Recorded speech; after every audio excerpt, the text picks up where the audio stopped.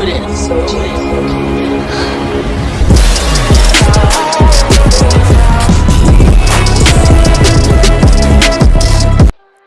Back एनीफ्लिक्स and आज मैं बात करने वाला हूँ बोरुटो के टाइम स्किप के बारे में।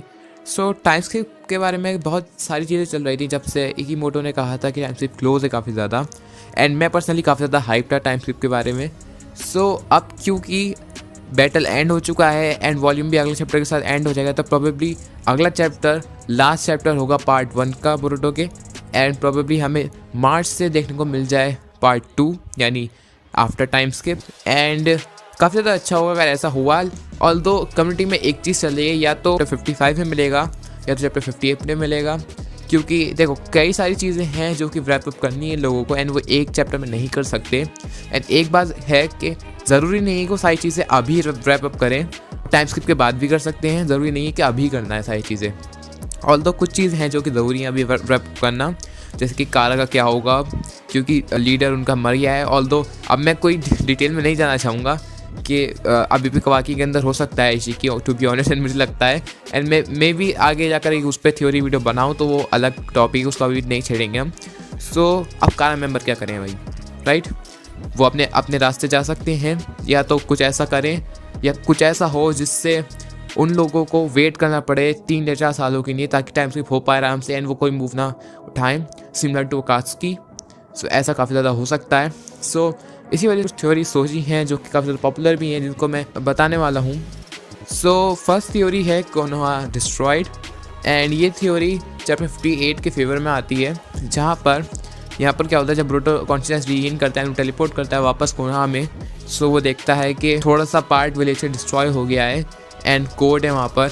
एंड इसके अंदर 2 सिनेरियोस हो सकते हैं। फर्स्ट सिनेरियो में आमाडो कोड के साथ मिल जाता है एंड वो स्टिल पार्टनर्स हैं एंड उनका सीक्रेट था कि वो जीगन को मरवाना चाहते थे। ऐसा हो सकता है, क्योंकि मैं चैप्टर 51 के रिव्यू से कह रहा हूँ कि मुझे आमाडो काफ़ी ज़्यादा सस लग रहा है, जिस तरह से वो कवाकी से बात करता है, तो मुझे काफ़ी ज़्यादा सस लग रहा है वो। इसकी काफ़ी ज़्यादा हाई प्रोबेबिलिटी है।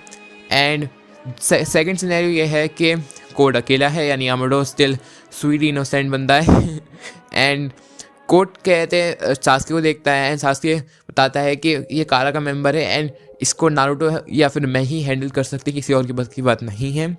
एंड वो देखता है कि ककाशी एंड और जोनिन लड़ रहे थे उससे एंड वो व्रैक्ट हो रखे हैं ऑलरेडी। फिर क्या होता है, कोड उससे एक सिंपल डील बनाता है। वो कहता है कि तुम कवाकी की लाइफ हमसे ट्रेड कर दो एंड हम तुम्हें विलेज की सेफ्टी ट्रेड कर देंगे, यानी कवाकी हमें दे दो एंड विलेज की सेफ्टी तुम्हारी, यानी सेफ्टी रहेगी विलेज की, कुछ होगा नहीं विलेज को। एंड सास्के इस बात पे एग्री कर देता है। ऑल्दो यहाँ पर मुझे लगता है ये इसकी काफ़ी ज़्यादा लो प्रोबेबिलिटी है, क्योंकि इतना ज़्यादा ब्रदरली बॉन्ड के बाद बोरुटो के साथ एंड इतना ज़्यादा चीज़ें होने के बाद मुझे नहीं लगता कि कुछ ऐसा होगा कि बोरुटो सिर्फ जाने देगा कवाकी को। ऐसे मे बी सास्के उसे समझाए कि सिचुएशन समझो बोरुटो, फिर नारुतो काफ़ी ज़्यादा डेंजरस स्टेट में इस टाइम एंड मैं कुछ नहीं कर सकता, सब कुछ एग्जॉस्ट हो रखा है। एक तो वैसे किशिमोटो ने सारा चाकरा उठा लिया मेरा एंड आधा साकुरा ने सब कर लिया एंड अब मेरे पास फाइट करने की वजह से अब कोई चाकरा बचा नहीं है, इस वजह से मैं कुछ नहीं कर सकता। इस वजह से मेरी बोरुटो रुक जाए, ऑल्दो जैसे मैंने कहा लो प्रोबेबिलिटी है। या फर्स्ट सिनेरियो ये है एंड देन टाइम स्किप होता है। एंड सेकंड सिनेरियो ये है जो कि स्टिल चैप्टर 58 को फेवर करता है, वो ये है कि बोरुटो गोइंग रोग, एंड ये लिटरली काफ़ी ज़्यादा पॉपुलर हो रखी है। अब इसकी हाई प्रोबेबिलिटी है काफ़ी ज़्यादा। एंड ऐसा हो सकता है कि जब बोरुटो आए देखे कि उसके डैड ऑलमोस्ट डेड के स्टेट में हैं एंड वो काफ़ी ज़्यादा इंजर्ड है एंड उसकी सेंसी की तो उसने भाई मेन आँख रहने का नहीं उड़ा दी। जब वो देखता है तो वो काफ़ी ज़्यादा इमोशनल ट्रॉमा से गुजरता है एंड देन उसको टोनेरी उसके ड्रीम्स में आता है एंड उसे बताता है कि वो उसकी ऑसिफिकेशन स्लो कर सकता है एंड उसके पास एक सीक्रेट है जो कि अभी भी रिवील होना है, दैट इज़ द जोगन। एंड इसलिए वो एक सर्टेन लोकेशन देता है जहाँ पर वो आ सके एंड देन बोरुटो वहाँ जाता है एंड जब वो जा रहा होता है तो मे बी ये लोग कहते हैं साकुरा एंड सास्के वाला सीन रिक्रिएट कर सकते हैं बोरुटो एंड सारदा के साथ। ऑल्दो मैं बिल्कुल नहीं चाहता कि सारदा वीक लगे साकुरा की तरह, क्योंकि मैं नहीं चाहता वो बैक करे उससे बिल्कुल भी। ऐसा हो सकता है एंड देन बोरुटो रोक जा सकता है।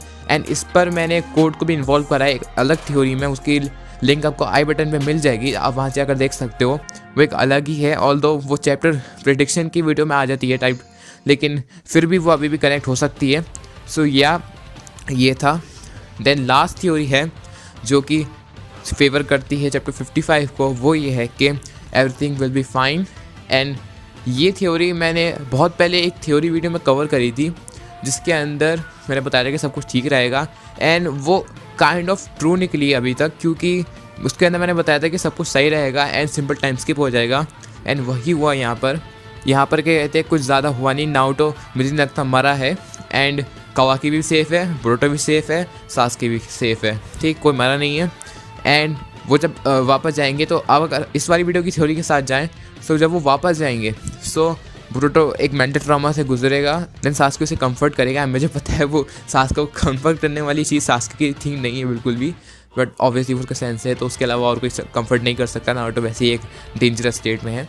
सो सासुके उसे कंफर्ट करता है, देन बताता है कि अब वो अकेला है जो कि स्पेशल निंजुत्सु यूज़ कर सकता है, एंड अब उसकी ड्यूटी है कि वो सासुके को जितनी हो सके उतनी हेल्प करे, एंड देन वो ट्रेनिंग पे चले जाते हैं, एंड या ऐसे टाइम स्किप होता है। सो इसकी काफ़ी ज़्यादा प्रोबेबिलिटी है। सो या अब ये सब डिपेंड करता है कि क्या क्रिएटर यूज़ चूज़ करता है।